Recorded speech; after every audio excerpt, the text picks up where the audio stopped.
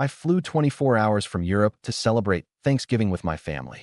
When I arrived, my dad said, "We thought this would be a wonderful day. Why did you come?" My sister added, "You haven't earned a seat at this table." I replied, "Thanks for letting me know. I'll pause all automatic payments today." Then I left the group chat. An hour later, Dad regretted his words. "My name is Jeff. I'm 33, the older son, the one who moved away. I build startups for a living. I sleep with my phone on Do Not Disturb and my brain on 12 tabs. I'm the guy who fixes payroll at 3 a.m. and pitches at 9. When people ask where I live, I say on planes.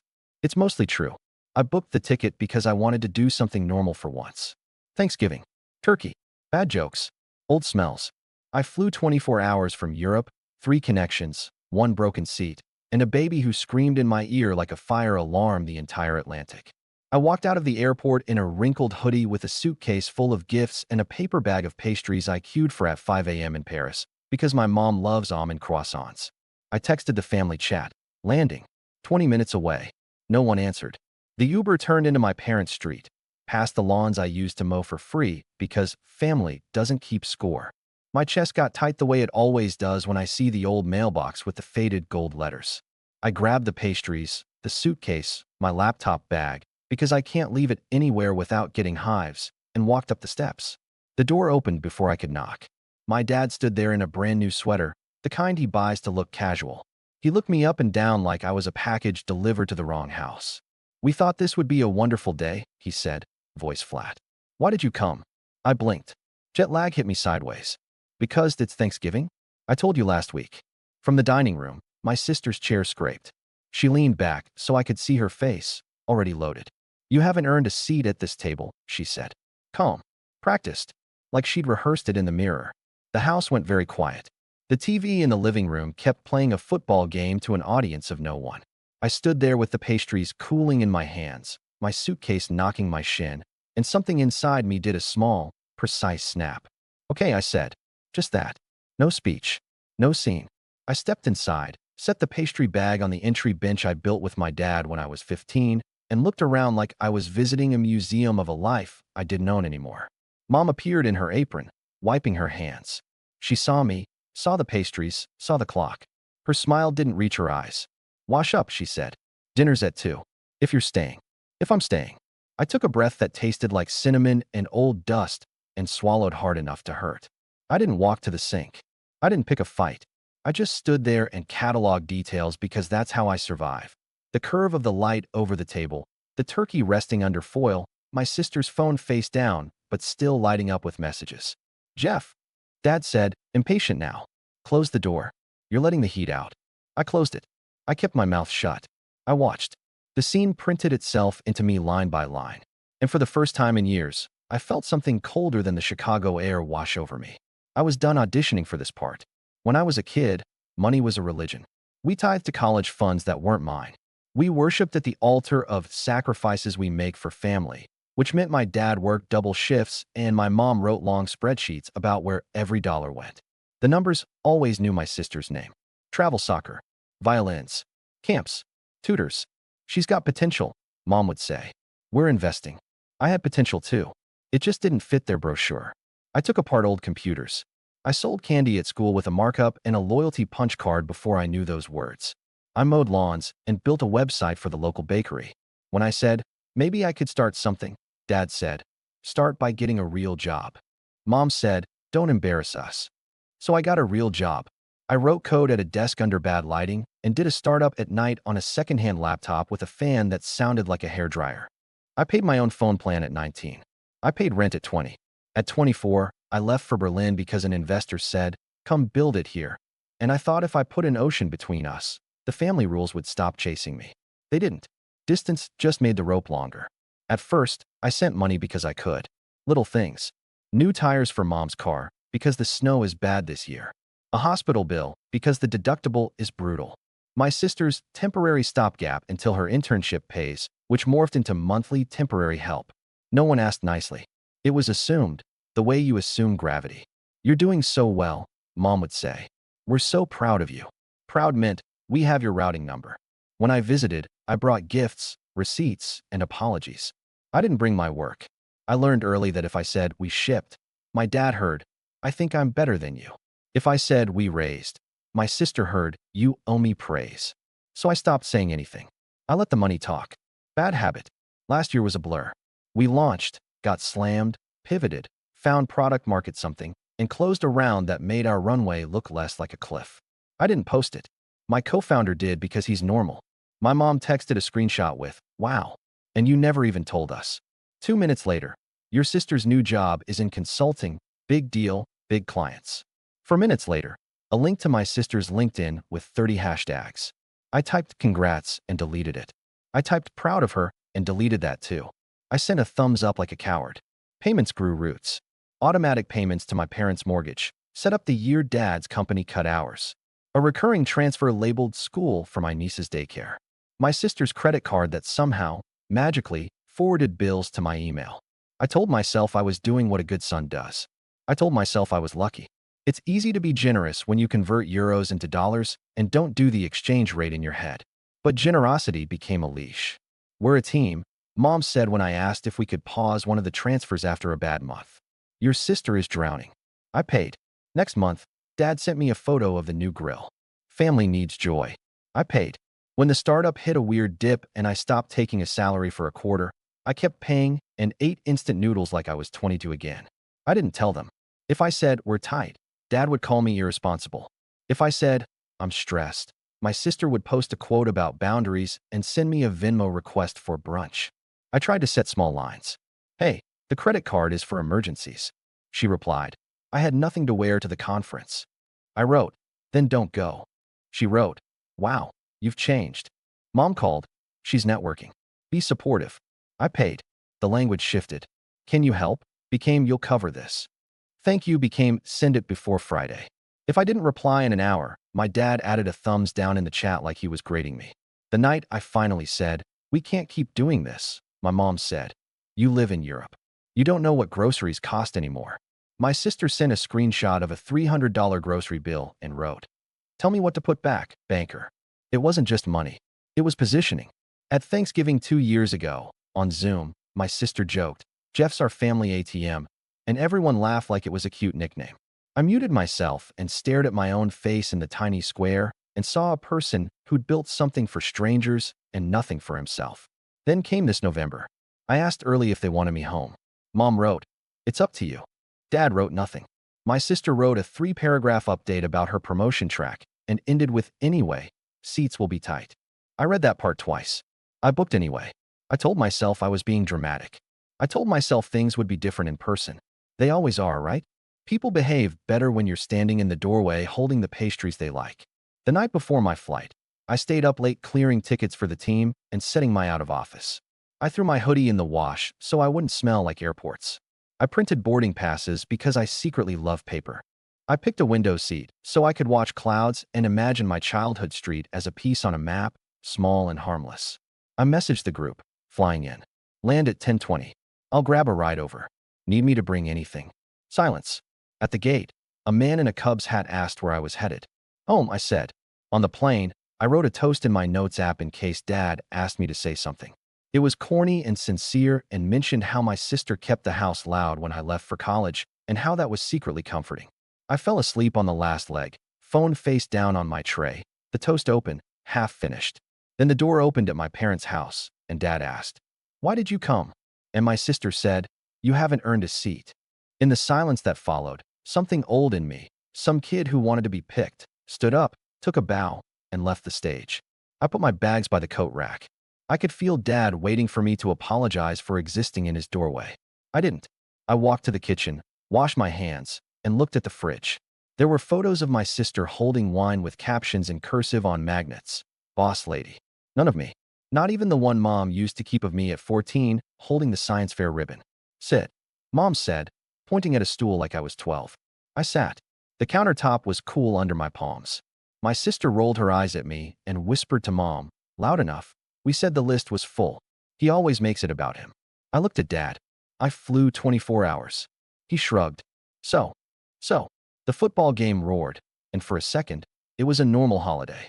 Then Dad cleared his throat, did that management voice thing, and said, this is a family day. We don't need drama. Your sister is hosting. There's a plan. You weren't in the plan. My jaw tightened. I kept my voice low. I told you I was coming. You always tell us after you've decided, my sister said, folding a napkin like she was on TV. You don't ask. I felt the stupid heat behind my eyes and hated it. I wanted to be here. And we wanted, Dad said, a peaceful day. He gestured toward the dining room like my presence was a windstorm. There's a place you reach where you stop arguing and start seeing. The room sharpened. On the counter sat my mom's phone, lighting up with the family chat. My name in blue bubbles. Earlier messages I hadn't read because I was flying. I turned the screen like a reflex. Mom snatched it back. Too late. I saw the last line my sister had sent an hour before I landed.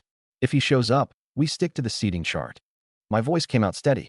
Okay, you've made your choice. Finally, my sister said. An adult response. I stood, dried my hands on a towel, and looked at Dad. You know I've been paying your mortgage for a year. Silence. Mom's head snapped up. My sister froze. Dad's mouth worked like he'd swallowed the wrong word. Not today, Mom hissed. Do not. I'm not arguing, I said. I'm clarifying. Dad squared his shoulders. No one asked you to. I laughed. It wasn't a nice sound. You asked every month. That is not fair, Mom said. We are grateful. My sister scoffed. He wants applause. He always wants applause. I shook my head. No. I want honest math. Jeff, Dad said, voice hard. Drop it. I looked at the clock on the stove, the time difference in my bones, the toast still sitting unfinished in my phone. I thought of the automatic payments scheduled for the first of the month. I thought of my team sleeping right now in Berlin, trusting me to make good decisions. Okay, I said quietly. Since you want peace, I'll give it to you. What does that mean? Mom asked, suspicious. It means, I said, and I looked at my sister because she wanted the show, I'm done being your bank. Her face flickered. Excuse me. You heard me. Dad stepped closer. Careful. Careful of what? I asked. Careful of saying no?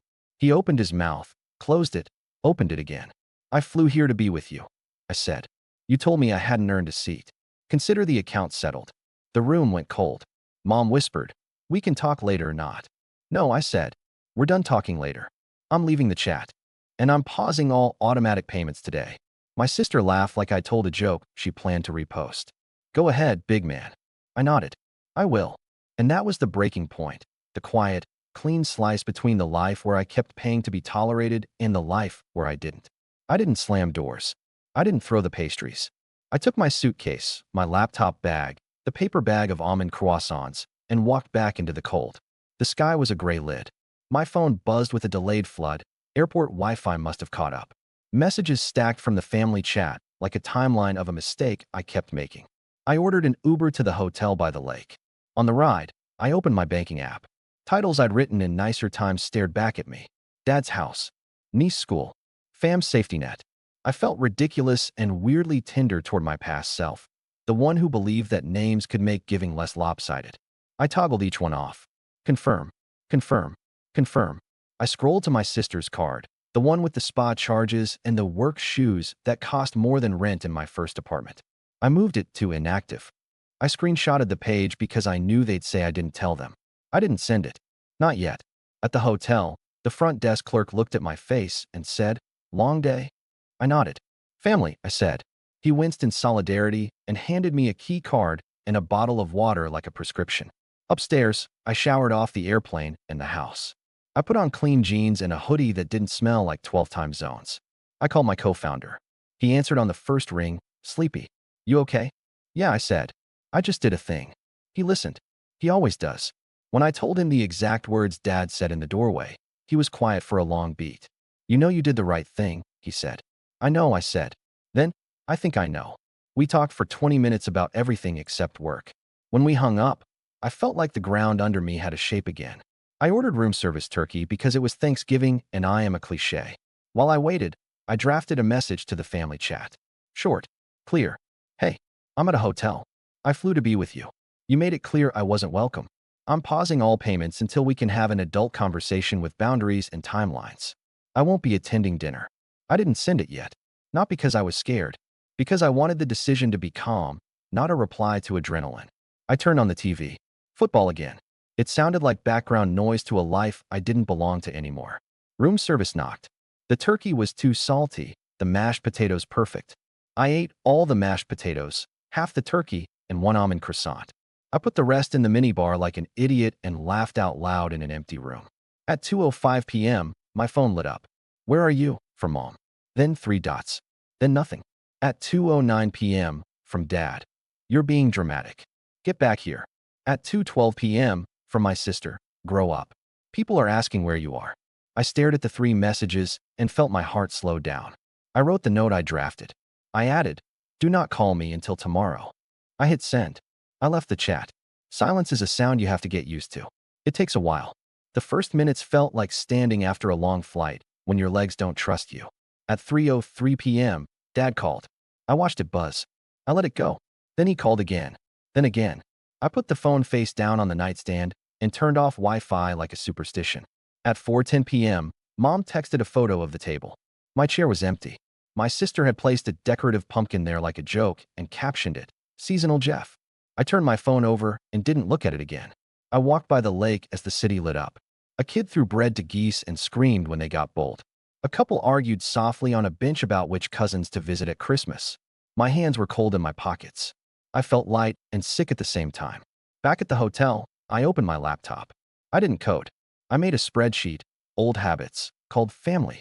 One tab for debts I had assumed, another for boundaries I should have set, a third for actual needs versus wants.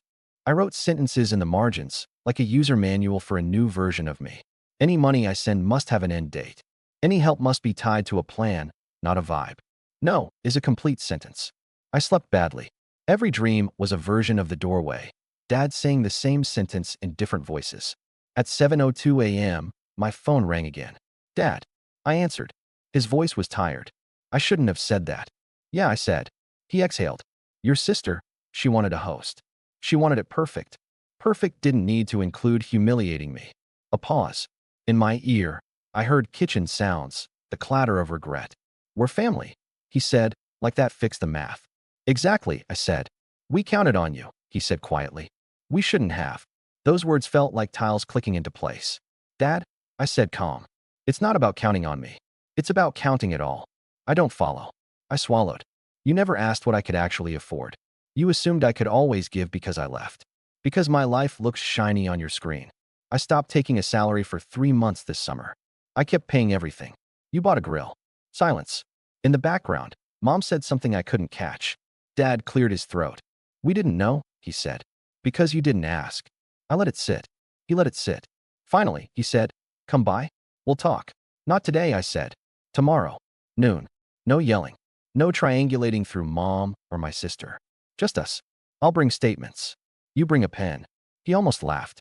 A pen. Yeah, I said. We're going to write things down. We hung up. I stood in a quiet hotel room and felt a strange, grown satisfaction settle in my chest. Not revenge. Not triumph. Just the absence of begging. I texted my co-founder. Lunch is back on Monday. And, unrelated, I think my dad is going to learn what a budget is.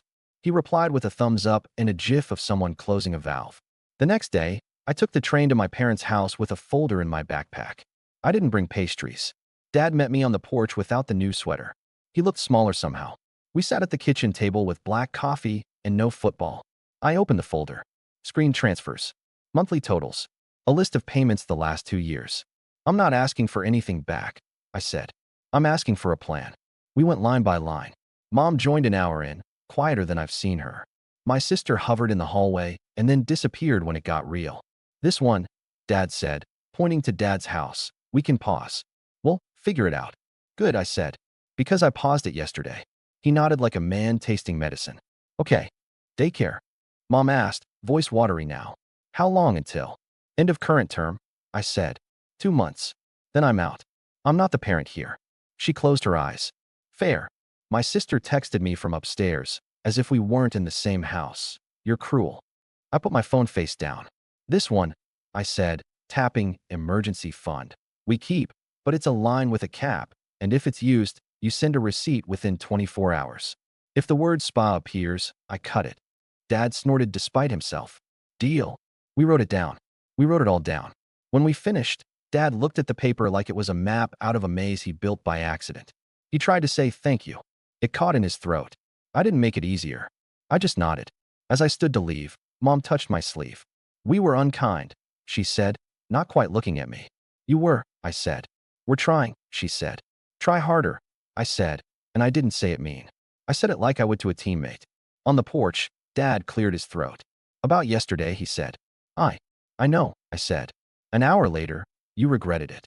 He winced. Yeah. Good, I said. Keep regretting it until you change. He didn't argue. He opened the door for me like he used to. I flew back to Europe 2 days later. The plane was quieter on the way out. I slept without dreaming about doorways. When we landed, my phone woke up and did its usual fireworks. Team chat. Investor ping. One message from Mom. We'll make the payments work. Thank you for everything you've done. We'll send an update next week. No heart emoji. That was new. I walked to the office with coffee and no panic. My co-founder asked how it went. I said, we wrote a budget. He laughed like it was more dramatic than that. And maybe it was, but the boring words are the ones that save you. In the evenings that week, I kept waiting for the shadow to creep back in. It didn't. The empty space where the monthly guilt used to sit filled with little things I forgot I liked. Long runs along the canal.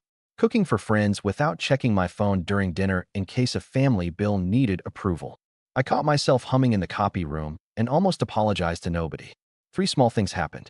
First, my sister removed me from the family logistics chat she created. It stung less than a bug bite. A day later, she texted separately. You made your point. I wrote back. I didn't make a point. I made a boundary. She didn't reply. Second, Dad sent a photo of a handwritten sheet taped to the fridge titled House Budget, with crooked columns and checkboxes. It looked like homework. He wrote, we'll try this. For the first time in years, I believed him. Third, I opened my banking app on the first of the month and saw no outgoing family lines.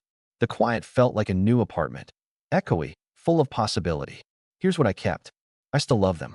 Love isn't a subscription. Helping isn't the same as being harvested. My seat at any table is earned by my humanity, not my wire transfers. I don't need the old chair at their Thanksgiving. If they invite me next year, I'll ask what time dinner is and whether I can bring dessert. If they say, why did you come? I'll say, because I wanted to, and I'll leave if the room demands my dignity as payment. I'm not the family ATM. I'm Jeff. I build things. I build companies. I build boundaries. And the moral is simple. Love without invoices, or don't call it love.